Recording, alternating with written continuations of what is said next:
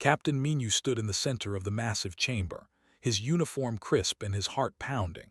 Around him stretched a hall so vast that clouds formed near its ceiling.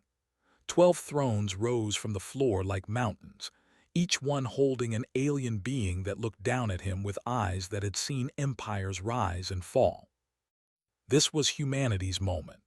After 200 years of faster-than-light travel, after discovering ruins on distant worlds that proved other intelligent life existed, humans had finally made contact. And now, Minu represented every man, woman, and child on Earth before the Galactic Concordance. The aliens were incredible to behold. Some had scales that shimmered like oil on water. Others floated in spheres of liquid, their tentacles drifting slowly. One looked almost like a living flame, crackling and shifting in colors Minu had no names for. These beings had ruled the galaxy for millions of years, and humanity wanted nothing more than to join them. "Captain Minu of Earth," a voice boomed through the chamber. It came from the largest throne, where a creature with 6 arms and skin like polished stone sat perfectly still. "We have reviewed your species. We have seen everything." Minu felt a chill run down his spine. The Concordance had asked for complete access to Earth's history. Every war, every achievement, every mistake. Humanity had nothing to hide, he thought. They had made errors, yes, but they had learned from them. They had grown. "Honorable Council," Minu said, his voice steady despite his nerves. "Humanity comes before you in peace. We seek knowledge, friendship, and a place among the stars. We know we are young compared to your great civilizations, but we are ready to learn." Another alien spoke, this one with a voice like wind through caves. Its body was covered in what looked like moss, and flowers bloomed and died on its surface as it talked. "You speak of peace, human, but we have watched your world. We have seen your wars. Millions dead in conflicts over invisible lines on dirt. Cities burned for ideas and gods. Your oceans poisoned, your air made sick, your fellow creatures driven to extinction." "That was our past," Minu argued. "We have changed. For the last century, Earth has been united. We ended war, we cleaned our world, we reached for the stars together." A third alien leaned forward. This one had too many eyes, scattered across a head that seemed to shift and change shape. 1 century of peace after 10,000 years of violence. You think this proves change? We have studied species for longer than your kind has existed. We know what you are. Minu felt his stomach drop.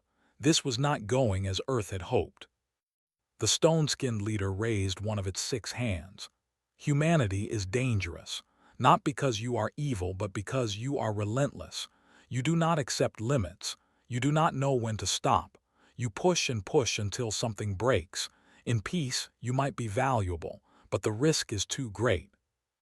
"We can prove ourselves," Minu said desperately. "Give us a chance. 1 generation, 1 decade, anything. We will show you that we can be trusted." "We have made our decision," the leader said.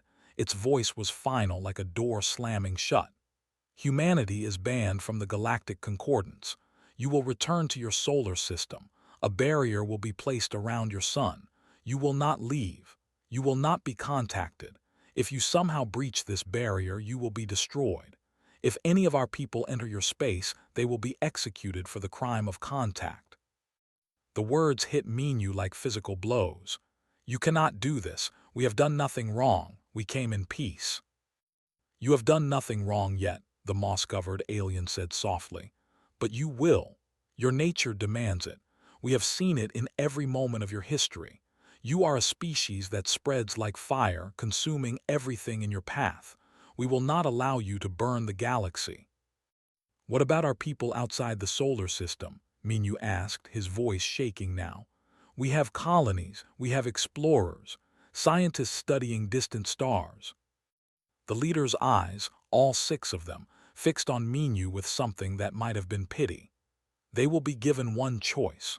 They may enter your barrier and join their people in eternal imprisonment, or they will be executed as examples to any species that might question our judgment." Minu's knees nearly gave out. There were thousands of humans scattered across nearby star systems, families, children, all of them now sentenced to death or imprisonment for no crime at all. The barrier will be activated in 10 of your days, the leader continued. You will return to Earth and inform your people. They may attempt to fight. They may attempt to flee. Neither will work. Accept your fate, Captain Minu. Your species reached too far, too fast. Now you will have an eternity to consider the wisdom of knowing your place. The chamber began to fade. Minu realized he was being transported back to his ship. He tried to speak, to argue, to beg, but the aliens were done listening. In seconds, he stood on his own bridge, his crew staring at him with hopeful faces. Sir, his second officer asked, how did it go? Minu could not speak. He simply shook his head. The journey back to Earth took 3 days. During that time, Minu watched as the Concordance kept its word with horrible efficiency. Human ships outside the solar system were targeted. Some tried to run. Some tried to fight. All were destroyed in seconds by weapons that turned matter into light. Thousands of people gone. The colonies were given their choice. Most chose to return home, unwilling to die so far from Earth. A few chose to stay, and the Concordance honored its word there too. They died where they stood. Earth received the news in stunned silence. Then came the anger. Then came the fear. The barrier appeared on schedule, a shimmer in space that surrounded the entire solar system like a soap bubble. Ships that tried to cross it simply stopped, as if they had hit a wall of frozen time. Minu stood before the United Earth Assembly to make his report. The leaders of every nation sat waiting for his words. He told them everything, leaving out nothing. When he finished, the chamber erupted. Some cried, some shouted, some sat in shocked silence. Then Doctor stood. She was old, her hair white and her hands shaking with age, but her eyes burned with something fierce and bright. They are right to fear us, she said, and the room fell silent. They looked at humanity and saw danger. They saw a species that does not quit, that does not accept cages. They were right. She walked to the center of the room, and every eye followed her. They have given us a gift without knowing it. They have given us a purpose. They have given us time to prepare. And when we break free, and we will break free, the galaxy will learn that you cannot cage humanity. You can only make us stronger. Minu felt something stir in his chest. Not hope, not yet, but something close to it. The barrier is not a prison, continued. It is a crucible, and humanity has always thrived in fire. We will build, we will learn, we will become something the galaxy has never seen. And when we emerge, they will understand their mistake. The assembly voted that same day. Every nation, every people, every voice united in one goal. Humanity would accept its prison. It would study the walls of its cage.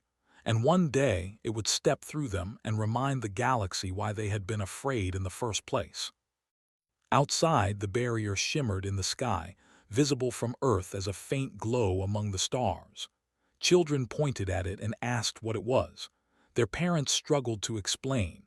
How do you tell your child that the universe has rejected them, that the stars they dream of reaching are now forever beyond their grasp?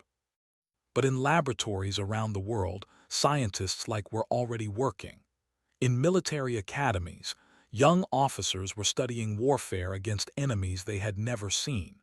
In schools, children were being taught that the barrier was not an ending. It was a beginning. Minu watched the barrier from his apartment window that night. Somewhere up there, beyond that shimmer, the aliens thought they had solved their human problem. They thought they had contained a threat. He smiled, though there was no joy in it. They had no idea what they had just created.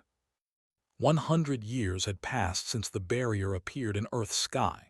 Captain Minu was long dead, buried with honors as the man who witnessed humanity's darkest day.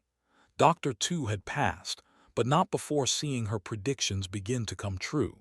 Her great-granddaughter, Doctor, now led the same research facility her ancestor had founded. Stood in front of a massive screen showing the barrier's quantum structure. She had spent her entire life studying this thing. She had been born after the imprisonment, had never known a world where humans could freely travel the stars. To her, the barrier was not a punishment from the past. It was simply the problem she had to solve. Run the simulation again, she told her team. Numbers flowed across screens. Three-dimensional models of folded spacetime twisted and turned. The barrier was not a simple wall. It was something far more complex, a knot in reality itself that prevented anything from passing through. Breaking it with force was impossible. Humanity had tried that in the early days, throwing everything they had at it. The barrier had not even flickered, but was not interested in breaking it. She wanted to understand it. And slowly, over decades of study, humanity was learning secrets the Concordance had never imagined. In another part of Earth, in a university that had not existed when the barrier first appeared, a young man named was teaching a class. He wrote equations on a board that floated in the air, the numbers glowing in soft blue light. The Concordance thinks in terms of barriers, he explained to his students. Walls that keep things in or out. But what if we thought differently? What if instead of going through the barrier, we went around it, not in space but in reality itself? His students, all born after the imprisonment like him, leaned forward with interest. This was what education had become on Earth. Everything was focused on one goal. How do we escape? How do we become strong enough that no one can ever cage us again? Had developed what he called reality tunneling. The math was complex, but the idea was simple. If you could shift something slightly out of phase with normal reality, it might slip past barriers that existed in regular space. It was theoretical, untested, and probably impossible. But humanity had learned that impossible just meant no one had done it yet. In orbit around Earth, Admiral commanded a fleet that the old world would have thought incredible. Thousands of ships, each one built with technology that had not existed a century ago. The isolation had forced humanity to innovate in ways they never would have if they had simply joined the Concordance. Was in his 50s, a career military man who had trained for a war that might never come. His daughter was a fighter pilot. She was currently running training exercises near the barrier, pushing her ship as close as she dared. All pilots, this is control, a voice crackled over the communication system. Pull back to safe distance. Sighed but obeyed. She had flown close to the barrier 1,000 times, always hopping to see something new. The barrier was beautiful in a way, like looking at the surface of a soap bubble. Colors swirled in patterns that made no sense, following rules that physics said should not exist. She wondered what was on the other side now. Had the galaxy changed in 100 years? Did the aliens ever think about the humans they had imprisoned? Or had they forgotten completely, moved on to other concerns? One day, she whispered to herself, one day we will show them. Back on Earth, in a meeting room deep underground, the leaders of humanity gathered. Earth had changed dramatically since the imprisonment. Nations still existed, but they were more like regions of a single government now. When facing an external threat that wanted to cage you forever, old divisions seemed pointless. Doctor, the Secretary General said, "Your report, please." Stood, and her data appeared on screens around the room. We have achieved a breakthrough. Using reality tunneling equations and the new quantum cores we developed, we believe we can phase a small object through the barrier. The room erupted in excited whispers. How small? Someone asked. A probe, maybe the size of a basketball, and only for a few seconds before the barrier's automatic defenses detect it and push it back out. That is enough, Admiral said. If we can get a probe through, we can get data. We can see what is out there. There is more, continued. The barrier has not been maintained. The Concordance built it and left it. In 100 years, they have not touched it once. They are confident it will hold forever. They have forgotten about us. Then they are fools, the Secretary General said quietly. Because we have never forgotten them. The test came 3 months later, and her team had built a probe unlike anything that had existed before. It was designed to shift between quantum states, to exist in multiple realities at once, to slip through cracks in space that should not exist. Had checked the math 17 times. The best minds on Earth had reviewed every calculation. They were as ready as they would ever be. The probe was launched from a military station near Mars. It accelerated toward the barrier, its experimental drive creating ripples in space that instruments detected from thousands of miles away. Watched the telemetry with her heart pounding. The probe hit the barrier and began to phase. For a moment, nothing happened. Then the readings went wild. "It is through," someone shouted. For 17 seconds, the probe transmitted data from beyond the barrier. Pictures of stars humanity had not seen in a century. Readings of quantum signatures that showed the probe was really out there, in open space, free. Then the Concordance's automated defenses activated. They detected the probe and destroyed it instantly, turning it into atoms scattered across light years. But 17 seconds was enough. Studied the data with tears running down her face. They had done it. They had proven it was possible. The cage had a door, and humanity had just found the key. "What did we see?" Admiral asked, arriving at the laboratory hours later. Showed him the pictures, stars, planets, and in the distance the lights of alien ships and stations. "They have not advanced," she said with wonder in her voice. "Look at their ship designs. Look at their technology signatures. They are the same as they were 100 years ago. The concordance has been stagnant." "And we have not," said, understanding dawning on his face. "No, we have been pushed. We have been challenged. We have had to innovate or die. They sit in comfort, secure in their power. We have spent a century fighting for our freedom." Looked at the data for a long time. Then he made a decision. "We will not send scouts," he said. "We will not test the waters slowly. If we emerge weak, they will destroy us before we can establish ourselves. We must emerge strong." "How strong?" asked. "Strong enough that the galaxy cannot afford to fight us. Strong enough that they will have to accept us, whether they want to or not." Over the next 50 years, Earth prepared. Doctor perfected the phase drive technology, became the leading mind in quantum warfare. Admiral built a fleet that numbered in the thousands. But more than technology and weapons, humanity built something else. They built unity born from rejection. They built determination forged in imprisonment. They built a civilization that knew, deep in its bones, that it could never be weak again. Now a commander in her own right trained pilots who had been born after the phase drive tests. They flew ships that could slip between realities. They practiced tactics that assumed fighting enemies who outnumbered them. They learned to think in ways that alien minds, comfortable and complacent, would never expect. "Do you think we will win?" one of her young pilots asked her one day. Looked at the barrier, still shimmering in the sky after 150 years. "They locked us in here and thought we would grow weak," she said. "They thought isolation would break us. They were wrong. They gave us time to become something new, something stronger. When we go out there, they will see what they created." On Earth, children still grew up seeing the barrier, but now they knew what it meant. It meant that their ancestors had been rejected. It meant that the galaxy had feared humanity enough to lock them away. And it meant that when humanity finally emerged, they would emerge not as prisoners begging for freedom, but as a force that the galaxy would have to recognize. In research facilities across the solar system, scientists worked on the final pieces of the puzzle.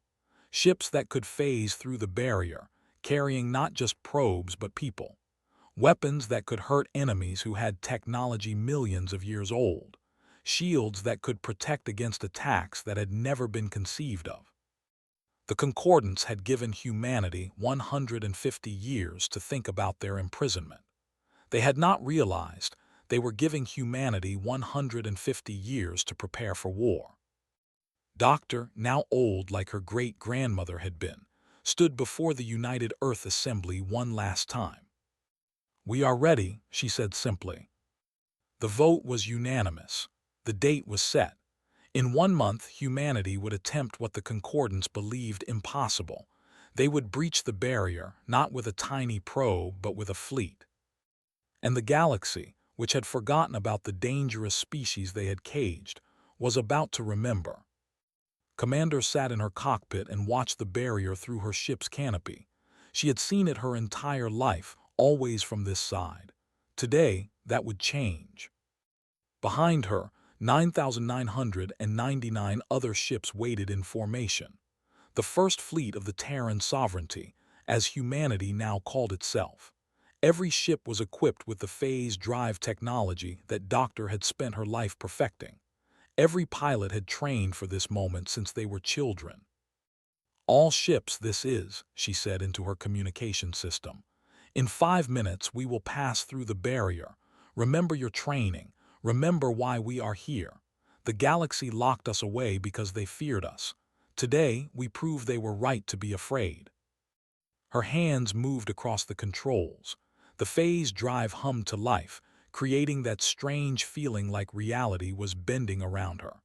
Other pilots had described it as feeling like you were in two places at once, thought it felt like freedom. 30 seconds, her computer announced. Thought about her father, Admiral, watching from the command center on Earth. She thought about all the people who had lived and died behind this barrier, never knowing if humanity would ever escape. She thought about Captain Minu, who had witnessed the judgment that started all of this. 10 seconds. Her ship began to shift. The barrier approached, and her instruments showed the phase drive working exactly as designed. The ship was moving between quantum states, becoming something that existed in regular space and somewhere else at the same time. 5, 4, 3, 2, 1. The barrier touched her ship, and for a moment felt like she was being torn apart and put back together. Every atom in her body screamed. Her vision went white.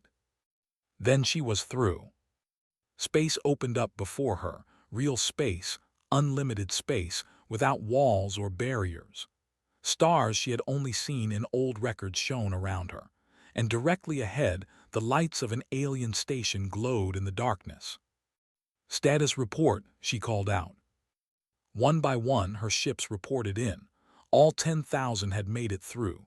The phase drive had worked perfectly. Humanity was out of its cage. "Sir, we are detecting ships," her sensor officer said. "Multiple contacts. They are alien designs. They are heading toward us." Felt her heart rate increase but kept her voice calm. "Battle stations. But do not fire unless fired upon. We are here to deliver a message first." She opened a communication channel to the approaching alien fleet. "This is Commander of the Terran Sovereignty. We are humanity, returned from our imprisonment. We wish to speak with the Concordance." There was a long silence. Then a response came, in a language humanity had learned from old records but never heard spoken in over a century. "This is impossible. The barrier cannot be breached. You should not exist outside your prison." "Yet here we are," said. "We have much to discuss. We give you 1 hour to respond before we secure this system." She cut the communication and turned to her fleet. "Begin Phase 2. Spread out and establish a perimeter. Show them our numbers. Show them our capability. But remember, we do not fire first." The human fleet moved like a single organism, ships sliding into formations that the aliens had never seen before. The alien fleet, which had been approaching aggressively, suddenly slowed. They were analyzing the human ships, trying to understand how they had appeared here. On the alien command ship, a captain stared at his screens in disbelief. The humans were here. The species that had been locked away before he was born, before his parents were born, were somehow free, and they had 10,000 military ships. "Contact the Concordance," he ordered. "Tell them the humans have escaped. Tell them we need reinforcements immediately." But even as he gave the order, he knew it would take days for help to arrive. and he had no idea what these humans wanted or what they were capable of. On Earth, Admiral watched the reports come in. The fleet was through. All ships had made it. He allowed himself a small smile. Phase 1 was complete. "Send the second wave," he ordered. Another 5,000 ships began their approach to the barrier. This wave carried not just military vessels but also mobile factories, supply ships, and equipment to establish forward bases. If humanity was returning to the galaxy, they were doing it to stay. Back in alien space, received a response. It came not from the local fleet but from farther away, from the Concordance itself. "Humans," the message said, in the voice of the stone-skinned leader who had pronounced judgment on Minu so long ago. "You have violated the terms of your imprisonment. You will return to your barrier immediately or face destruction." Had practiced her response to this message for years. "We did not violate anything. We were never given terms. We were locked away and forgotten. You sentenced thousands of our people to death for the crime of existing outside a prison we did not choose. You treated us as things, not people. That ends now." "You are in space," the alien leader responded. "You have no right to be here. Leave now or be destroyed." "We were in our own space 177 years ago," said. "We had colonies. We had families. You destroyed them all. We are here to reclaim what you took from us." "You cannot fight the Concordance. We have 10,000 worlds. We have weapons older than your species. You will be erased from existence." Looked at her fleet, at the ships that humanity had built in desperation and determination. "You are welcome to try, but first let me tell you what we have learned in our prison. We learned that when you lock someone in a cage, you better make sure they cannot get out, because if they do, they will be angry, and they will be strong. You created us. This is your fault. Now you will deal with the consequences." She cut the communication and turned to her fleet commanders. "The Concordance is sending ships. Battle analysis suggests we will be outnumbered 3-1. Prepare for engagement." The wait was agonizing. 3 days passed while alien ships converged on the system. The humans used that time to establish defensive positions and run constant drills. They also sent ships to secure the nearby planets, letting the galaxy know that humanity was claiming territory. When the Concordance fleet arrived, it was massive. 30,000 ships, pulling vessels from a dozen different species. They formed a wall of metal and energy in space, blocking out the stars. The commander sent one last message too. "Surrender now, you cannot win." "Watch us," said. The battle began when the aliens opened fire first, exactly as human planners had predicted. Energy beams lanced across space, weapons that could turn a planet's surface to glass. But when they hit human ships, the beams passed through as if hitting ghosts. The phase shields were working, letting the ships shift between states fast enough to avoid the attacks. Human ships returned fire with weapons the aliens had never encountered. Kinetic missiles that tunneled through space, appearing inside enemy shields without warning. Energy beams that matched the phase frequency of alien ships, bypassing their defenses. Fighter craft that danced between capital ships, their pilots flying with reckless abandon that alien computers could not predict. The battle raged for 6 hours. It was vicious and brutal. Human ships died, their crews vaporized in explosions that lit up space like new suns. But alien ships died faster. The Concordance had not fought a real war in millions of years. Their tactics were old, predictable, designed to overwhelm with numbers. Humanity had spent nearly 2 centuries preparing for exactly this fight. Led her fighters in a dive that went straight through the enemy formation. Her weapons carved through alien ships like they were made of paper. Behind her, the First Fleet pushed forward, breaking the enemy line into pieces. "They are retreating," someone shouted over the communication channel. Checked her sensors. It was true. The Concordance fleet, what was left of it, was pulling back. They had lost half their ships, and the humans showed no signs of slowing down. "Let them go," she ordered. We have made our point." The battlefield fell quiet except for the debris floating in space. Human crews began rescue operations, searching for survivors from both sides. It was important, new, to show the galaxy that humans could be merciful even in victory. Admiral's face appeared on her screen. "Well done, Commander. The galaxy is watching.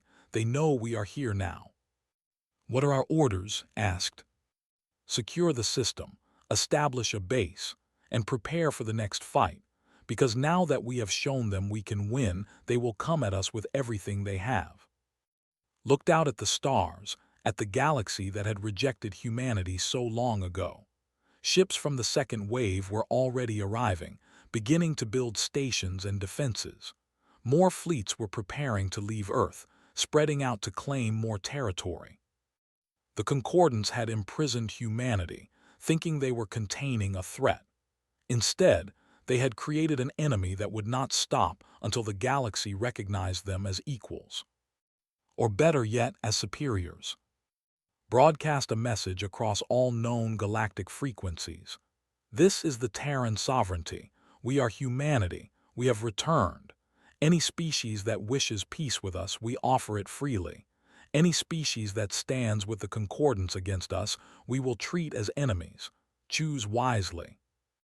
On thousands of worlds, aliens received the message and felt something they had not felt in millions of years. Fear of something new. Fear of a species that had done the impossible. Fear that maybe, just maybe, they had made a terrible mistake when they locked humanity away.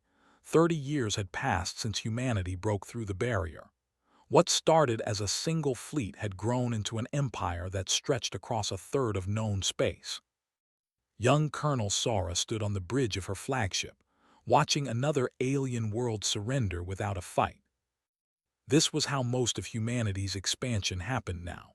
The Terran sovereignty would arrive at a system, demonstrate their military power, and the local government would simply give up. Word had spread across the galaxy about what happened to those who fought.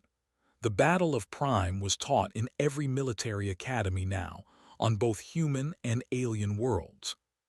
"Sir, the planetary government wants to negotiate terms," her communication officer reported.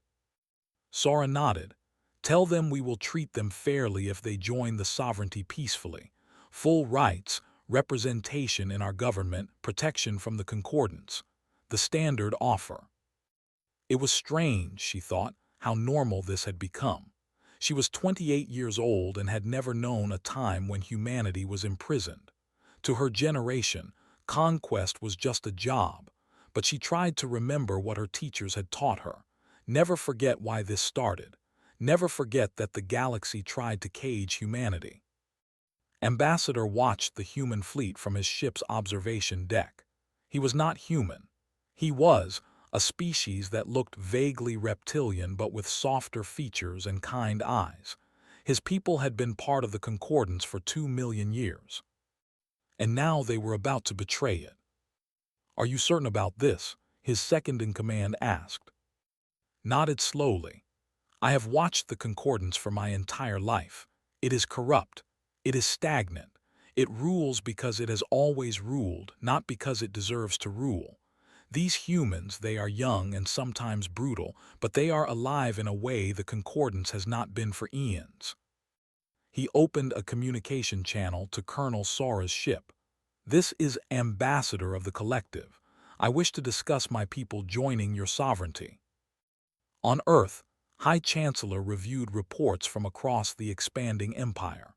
She was in her 50s, a career politician who had risen to leadership during the expansion years. Some called her the Iron Chancellor because she made hard decisions without hesitation. "We have a problem," her military advisor said, showing her data on a screen. "The conquered worlds are starting to show signs of resistance. Not military resistance, but cultural. They resent being ruled by humans." "Then we stop ruling them," said simply. "Sir, we are not building the Concordance again. We are building something better. Announce that all member worlds of the sovereignty will have equal representation. One world, one vote, regardless of species. If humans are outvoted on policy, we accept it. Her advisor looked shocked. But we fought to gain this territory. Why would we give up control? Because control is what the Concordance wanted, and look where it got them. We want something different. We want allies who choose to fight beside us, not subjects who wait for the chance to rebel. On the other side of human space, Doctor was giving a speech to a packed auditorium on Mars. He was a philosopher and ethicist, and he had become the voice of opposition to the military expansion. "We have become what they accused us of being," he said to the crowd. "The Concordance said we were dangerous, that we would spread across the galaxy like a plague. And what have we done? Exactly that. We have conquered dozens of species.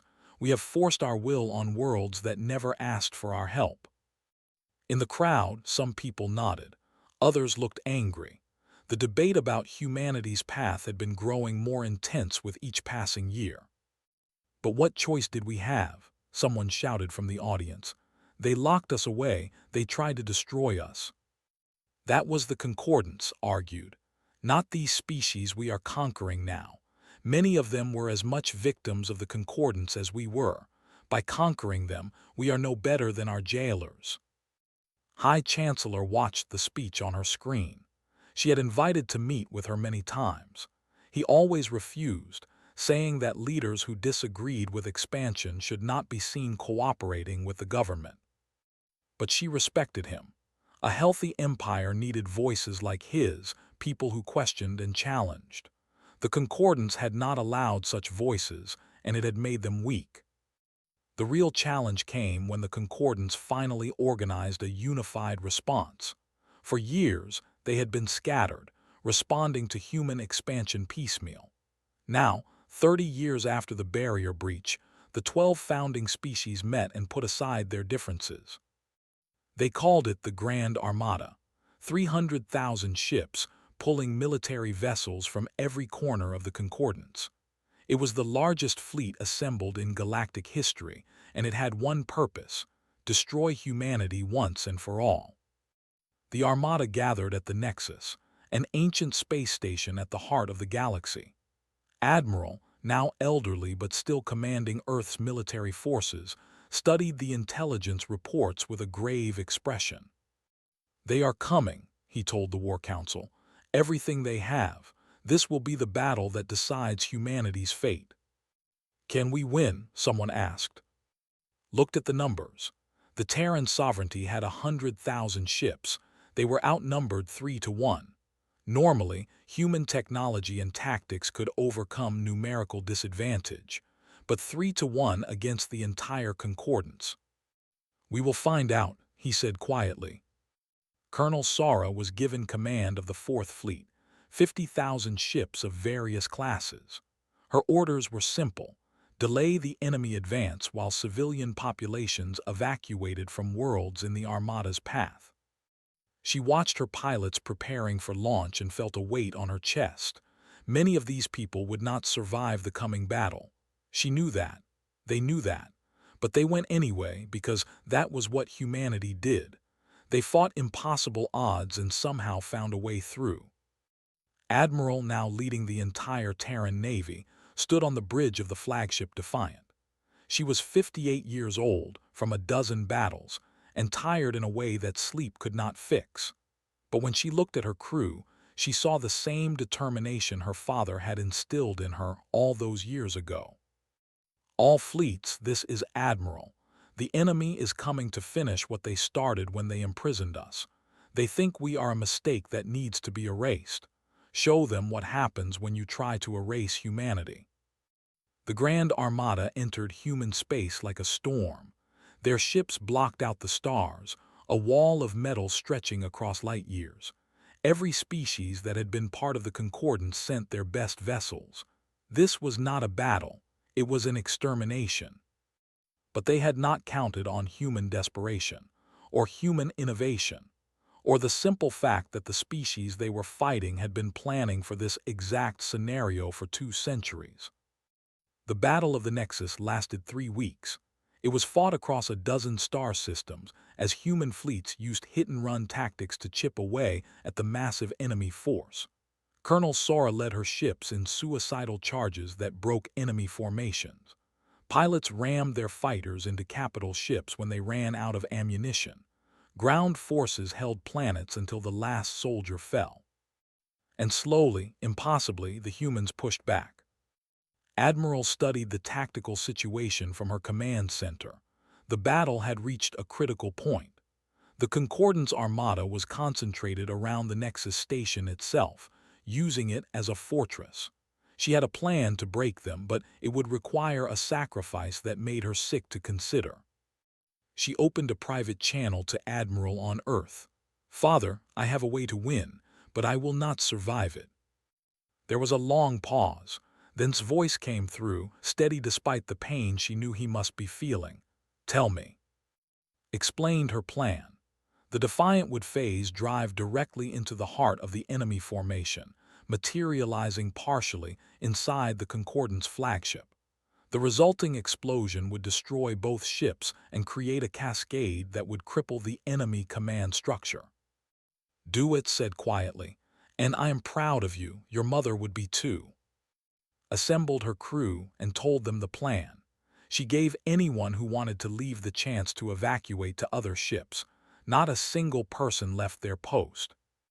"It has been an honor serving with you," she told them. The Defiant engaged its phase drive and accelerated toward the enemy fleet. Alarms blared across Concordance ships as they detected the human flagship's approach, but they could not stop what they could not see. The Defiant phased into existence inside the Concordance flagship's command center. For a brief moment, saw the alien commanders' faces, their eyes wide with shock and terror. Then everything became light. The explosion tore through the enemy formation like a bomb. The cascade effect had predicted worked perfectly. Enemy ships, packed tightly together, collided with each other as their formations collapsed. Command and control broke down as leaders died in the initial blast. And in that moment of chaos, the human fleet struck with everything it had. Colonel Sora watched from her ship as the enemy armada began to fragment. All ships, attack now, push them back, for Admiral, for humanity. The battle turned into a rout. The Concordance forces, already demoralized by weeks of fighting an enemy that refused to die, broke and ran. Some ships surrendered. Others fled back to their home systems. The Grand Armada, the greatest military force the galaxy had ever assembled, was destroyed. On Earth, High Chancellor addressed the people. "The battle is won, but at terrible cost. Admiral gave her life to save us all. Millions more died defending our freedom. We honor them by remembering that freedom is not free. It is bought with the blood of those willing to fight for it." Doctor watched the speech and felt conflicted. He had opposed the expansion, argued against the violence. But when he thought about what would have happened if humanity had lost, if the Concordance had succeeded in exterminating them, he could not argue that the fight was not necessary. Perhaps that was the tragedy. Sometimes survival required violence. Sometimes peace could only be won through war. Ambassador, who had fought beside human forces during the battle, met with other alien representatives. "The Concordance is broken," he said. "What comes next will define the future of the galaxy." The question hung in the air, unanswered. Humanity had won. But what would they do with their victory 5 years after the Battle of the Nexus? Representatives from hundreds of worlds gathered on a planet called Haven. It was a neutral world, untouched by the war, chosen specifically because no side could claim it as their territory. High Chancellor sat across from the former leaders of the Concordant species, and between them sat the future of the galaxy. Had aged in the past 5 years. Her hair was completely gray now, and she walked with a cane after an assassination attempt by a Concordance extremist who could not accept that humanity had won. But her eyes were still sharp, and her mind sharper. "We are here to forge a peace," she said to the assembled delegates. "Not a peace based on dominance, but on mutual respect. The Concordance ruled through fear and ancient authority. The Terran sovereignty will not make the same mistake.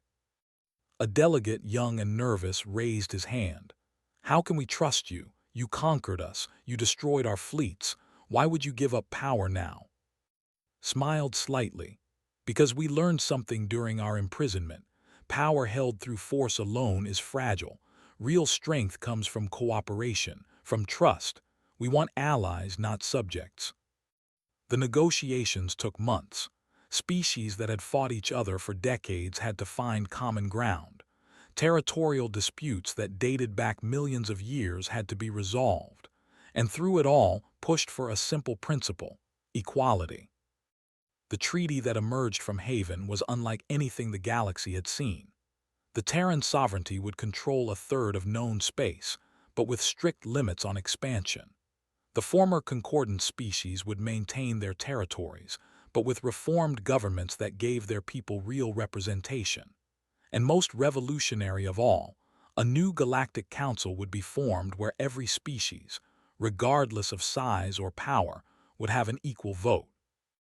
"This is madness," an old concordance leader muttered, "giving small species the same power as ancient empires." "That is the point," Ambassador said. He had become one of the key negotiators, respected by both humans and aliens. The old way created resentment and rebellion. The new way creates partnership. Not everyone was happy with the treaty. On Earth, military leaders argued that humanity should press its advantage, conquer more territory while the enemy was weak. Doctor led the opposite movement, saying humanity should give back all conquered territory and return to its own borders. Listened to both sides but chose a middle path. "We will keep what we have earned, but we will earn it properly, by being better rulers than the Concordance ever was." On a small colony world called Harmony, Young worked at the first integrated settlement where humans and aliens lived together.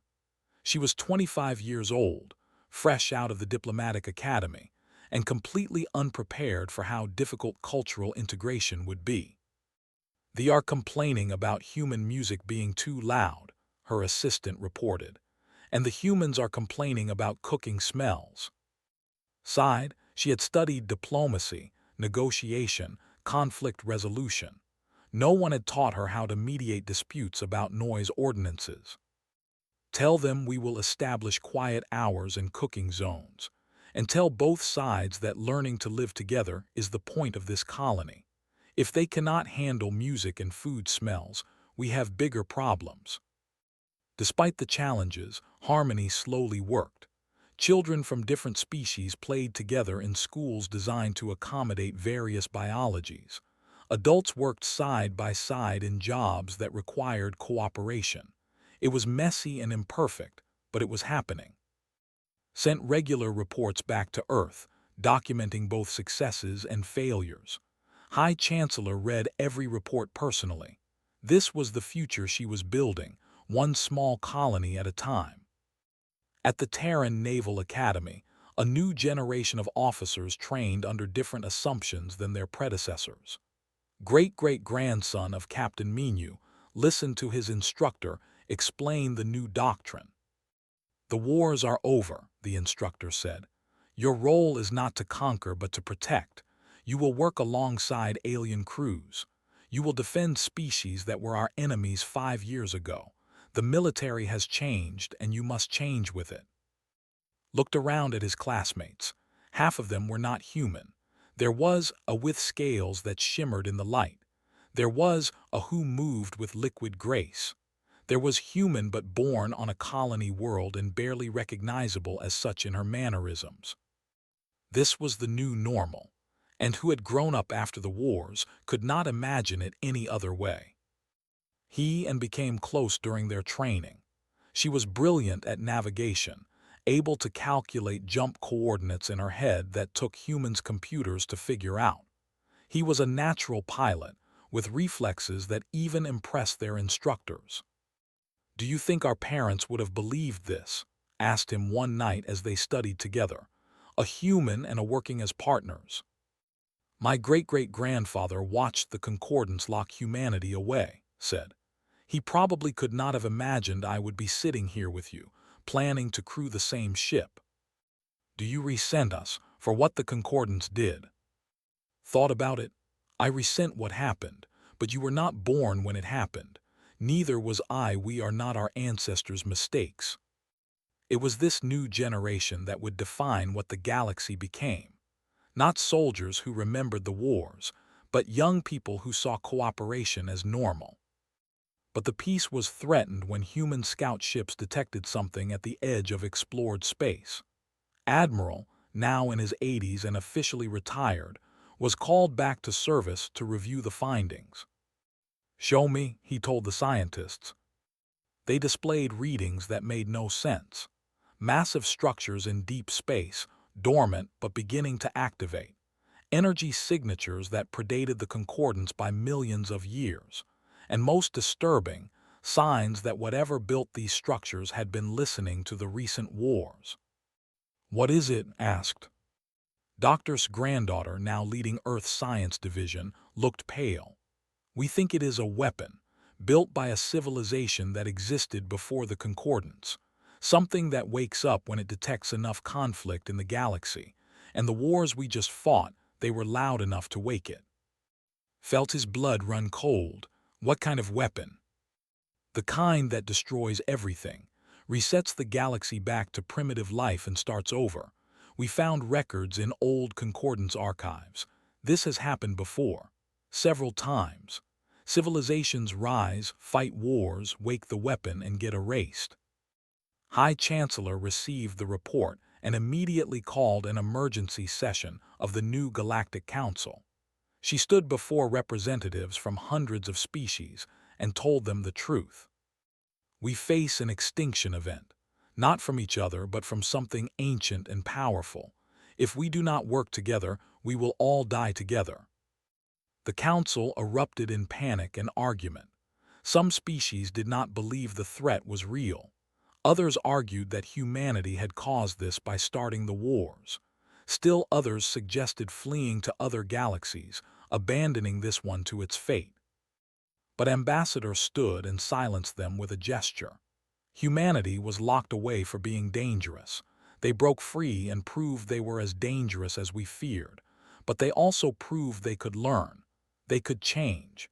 If they can change, so can we. This is our chance to prove that the galaxy deserves to survive. The decision was made.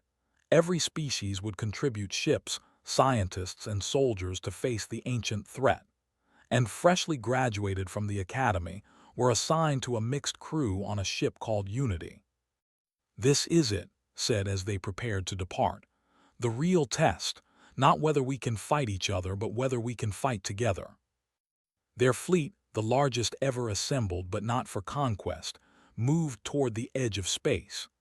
The ancient structures were growing more active, beginning to power up weapon systems that could sterilize entire star systems. But the fleet was not just military.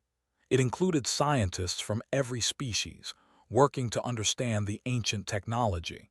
It included diplomats, trying to find a way to communicate with the automated systems.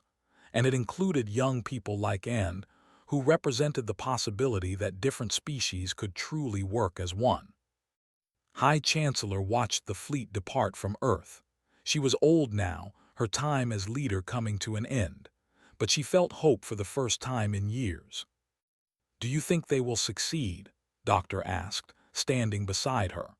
The two old rivals had become friends in the peace years, united by the work of building something better. I think we gave them a chance, said. A century and a half ago, we were locked behind a barrier, alone and angry. Today, we face a threat that could end all life in the galaxy, but we face it together. That has to mean something. Admiral, watching from his home, thought about his daughter, who had given her life to win the war. He thought about Captain Minu, who had started this journey by refusing to give up hope even in the darkest moment. We were dangerous, he said to himself. They were right about that, but maybe dangerous is what the galaxy needed, someone willing to fight, someone who refused to accept limits. On the Unity sat in his cockpit while calculated their jump coordinates. Around them, ships from dozens of species moved in formation, heading toward an unknown threat. Ready asked. Smiled. Humanity was banished by the galaxy. We built an empire no one could challenge. And now we use that empire to save the species that tried to destroy us. That is a strange story. That is a human story, said. You never do anything the simple way. The fleet jumped into hyperspace, leaving the civilized galaxy behind. Whatever they found at the edge of space, whatever ancient horror waited for them, they would face it not as humans but as one people. The galaxy had tried to cage humanity because it feared what they might become. It had been right to fear, but wrong about why. Humanity was dangerous not because they destroyed, but because they refused to accept that anything was impossible. They had broken an unbreakable barrier. They had won an unwinnable war, and now they would survive an unsurvivable threat. Because that was what humanity did. And now, finally, they had taught the galaxy to do the same. The story that began with rejection and imprisonment ended with unity and hope. The species that was banished had returned not as conquerors, but as the catalyst that forced the galaxy to evolve. And in the darkness of deep space, moving toward an ancient weapon that had destroyed civilizations before, a mixed crew of former enemies prepared to prove that this time would be different. This time, the galaxy would survive. Not because humanity was dangerous, but because humanity had taught everyone else to be dangerous too.